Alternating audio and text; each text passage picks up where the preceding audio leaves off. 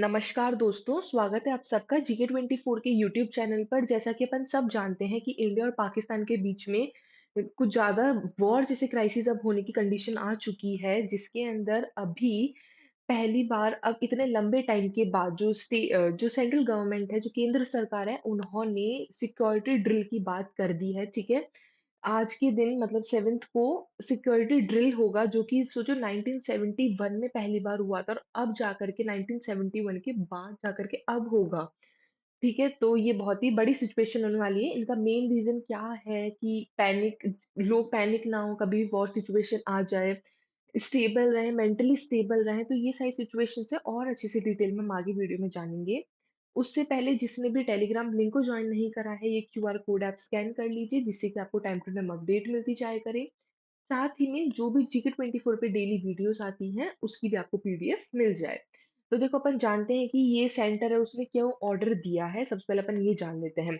जो ministry of home affairs हैं उन्होंने ये बोला है कि 7 मई को आज मतलब कि 7 मई को डिफेंस ड्रिल करी जाएगी, ठीक है?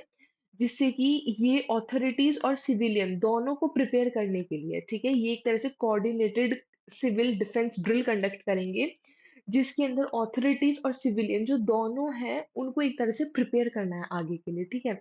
जैसे कि मान के चलो इसके अंदर एयर रेड हो जाता है, तो उसमें तुमको कैसे बचना है, हॉस्टाइल अटैक कर देते हैं, उसमें मास इवैक्यूएशंस हो जाते हैं, डिसरप्शन हो जाता है सर्विस का, तो इन सब में हमें किस तरह से उस चीज़ का सामना करना है, ये सारी चीज़ें हमको इसके अंदर बताई जाएगी, ठीक है? ये एक केवल सिंबलिक नहीं है, देखो, एक वॉर टाइम लेवल की प्रिपेयर्डनेस करवाई जा रही है, नॉर्मली ऐसा नहीं है कि बस हाँ, ठीक है, हम सिंबल करके दिखा रहे हैं कि ये अगर ऐसा होता है तो ये करना है, वो नहीं, अगर वॉर हो जाती है, तो तुमको खुद को कैसे प्रिपेयर करना है, पूरे जो सिविलियन की जो जगह है एक, कहीं पर भी वॉर हो तो तुमको किस तरह से उसका सामना करना है, ये चीज़ के अंदर दिखाई जाएगी, ठीक है? ये इतना इम्पोर्टेंट क्यों है और 1971 के बाद अब जाकर के ये इतना क्यों हो रहा है? जो लास्ट टाइम हुआ था वो एक मॉक ड्रिल हुई थी जो कि इंडो पाक वॉर के टाइम कंडक्ट करी गई थी 1971 में, ठीक है? जब इंडो पाक का वॉर हुआ था तब ये चीज़ कंडक्ट करी गई थी, जिसके अंदर जो इंडिया है उसने एरियल स्ट्राइक करी थी और फुल स्केल वॉर है उसको करा था। अभी भी इंडो पाक में ही हो रहा है पर तब भी।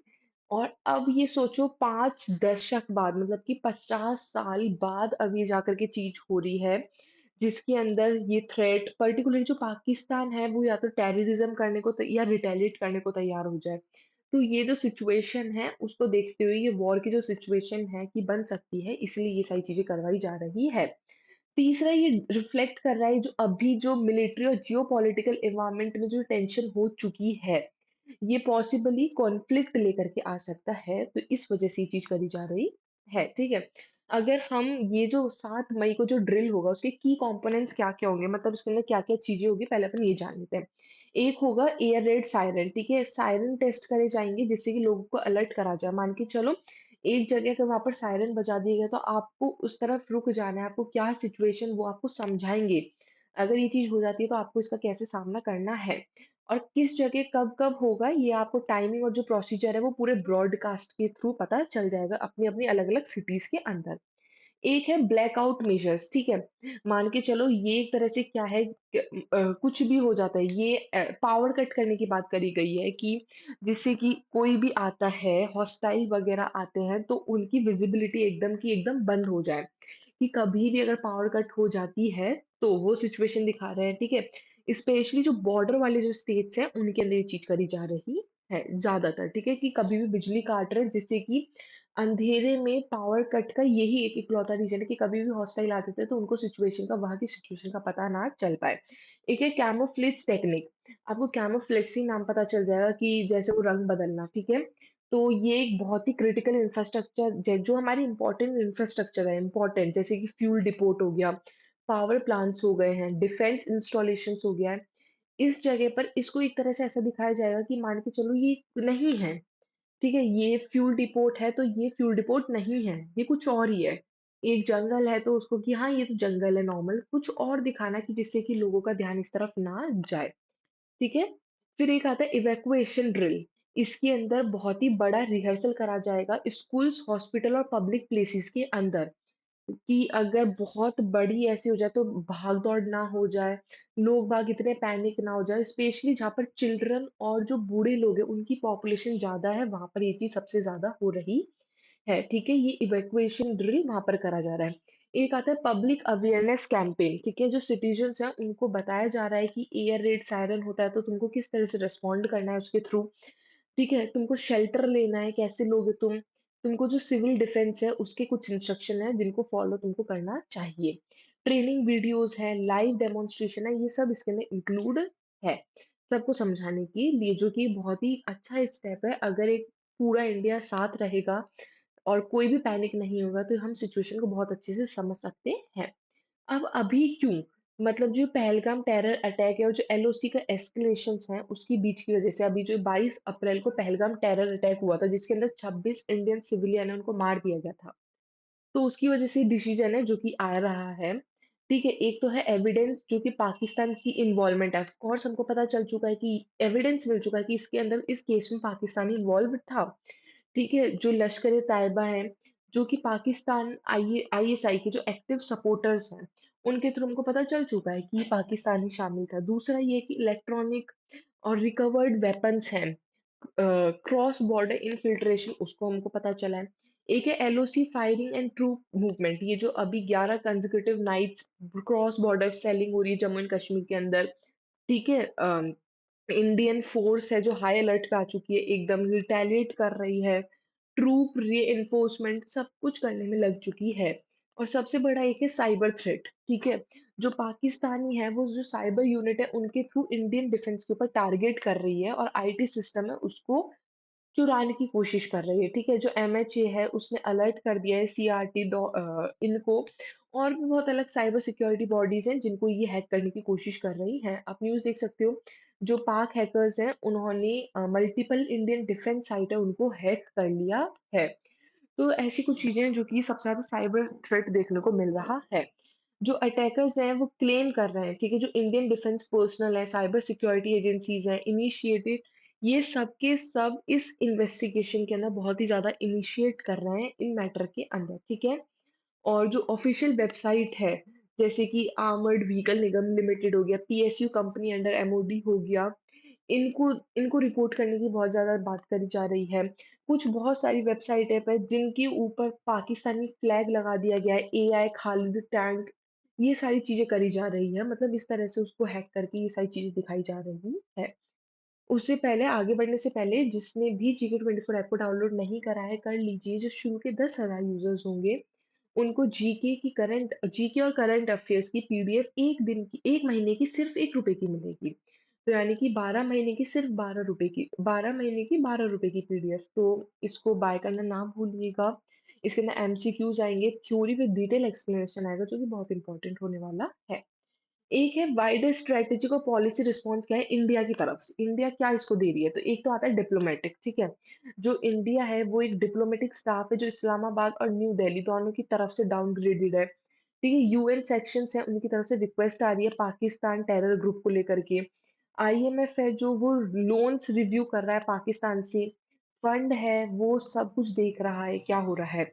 एक है इकोनॉमिक, ठीक है? जो टोटल इम्पोर्ट है, जो कि पाकिस्तान के अंदर जाता था, उसको एकदम बैन कर दिया है, जो कि मई 3 से ही कर दिया था अच्छे से, ठीक है? और इंडस वाटर ट्रीटी उस पे तो हमने वैसे भी रोक लगा दी है। अब आता है मिलिट्री।